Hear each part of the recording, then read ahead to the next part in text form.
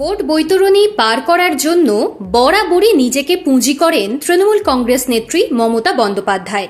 ভোটের প্রচারে তাঁকে বহুবার বলতে শোনা গিয়েছে, 294 কেন্দ্রে আমিই প্রার্থী, আমাকে দেখেই ভোট দিন।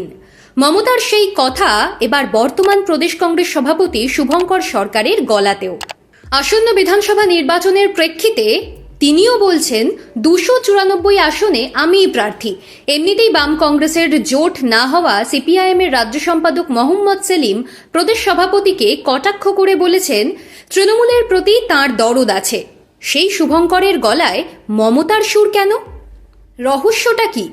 আসন্ন বিধানসভা নির্বাচনের দিকে তাকিয়ে প্রার্থী তালিকা প্রকাশের তোড়জোড় চলছে কংগ্রেসের অন্দরে। সেই সুবাদেই প্রশ্ন উঠেছিল, প্রদেশ কংগ্রেস সভাপতি কি নিজে প্রার্থী হচ্ছেন কোনো আসন থেকে? এই প্রশ্নের জবাব দিতে গিয়েই মমতা বন্দ্যোপাধ্যায়ের পুরনো উক্তি টেনে এনেছেন শুভঙ্কর। বলেছেন, 294 আসনে আমিই প্রার্থী।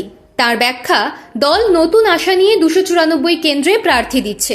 20 বছর পর বাংলার ভোটে একা লড়াই করবে। তাতে হার জিত যাই আসুক, তার সব দায়ী আমার। আমি দলের সমস্ত প্রার্থীর হয়ে লড়ব। এর অর্থও পরিষ্কার, প্রদেশ কংগ্রেসের সভাপতি নিজে ভোটে লড়াই করছেন না, বরং তাকে দেখা যাবে ঘুরে ঘুরে দলের জন্য প্রচার করতে। আপাতত যা শোনা যাচ্ছে তাতে প্রথম দফায় বাংলায় কংগ্রেসের জন্য 100 জনের প্রার্থী তালিকা প্রকাশ করতে পারে এআইসিসি। তারপরে আরও 2টি ধাপে প্রকাশিত হতে পারে বাকি প্রার্থীদের তালিকা।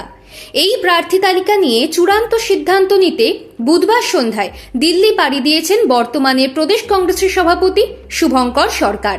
নির্বাচন কমিশন বাংলার ভোট ঘোষণা করে দিলে প্রায় গায়ে গায়েই প্রথম 100 জনের তালিকা ঘোষণা করে দিতে পারে দল। গত সোমবার ও মঙ্গলবার 2 দফায় প্রথমে প্রদেশ নির্বাচন কমিটি ও পরে রাজ্য পর্যবেক্ষকদের উপস্থিতিতে স্ক্রিনিং কমিটি এবং জেলাওয়ারি পর্যবেক্ষকদের নিয়ে বৈঠক হয়েছে। দীর্ঘদিন বাদে এআইসিসি নেতৃত্বের কথা মতো সেই বৈঠকে যোগ দিয়েছিলেন প্রাক্তন সভাপতি অধীর চৌধুরী।